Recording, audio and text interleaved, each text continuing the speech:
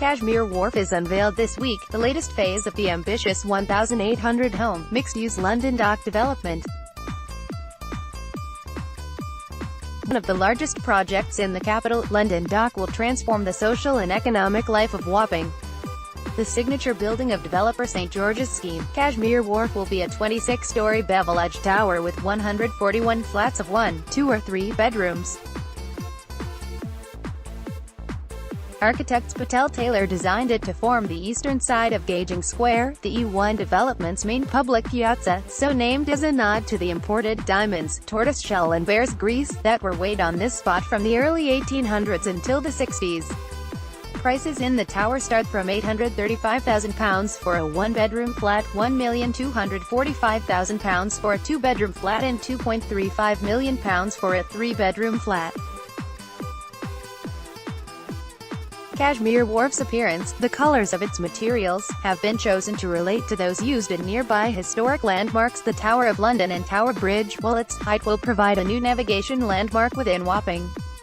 The look will be mid-rise blocks built from west to east across 30 acres. A smaller public space, Arrival Square, in Vaughan Way forms the main public gateway to London Dock's western end, leading on to Gaging Square. Local children put Gaging Square's timed fountain feature to good use at a recent community event. Architect Patel Taylor says this fresh piece of the city has been master-planned to bring in new east-west and north-south connections, public gardens, a market square and long east-west promenades, knitting London Dock back into the surrounding neighbourhood after 200 years of isolation.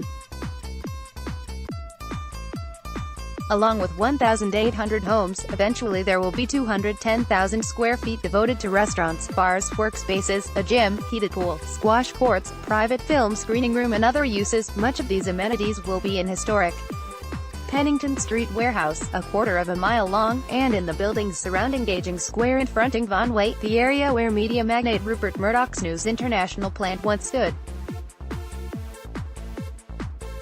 New covered north-south links within the warehouse provide access to these areas and create routes between the scheme and Pennington Street to the north. Some 486 of the homes, or 30% of the total, will be affordable, part of the redevelopment of a building fronting the highway.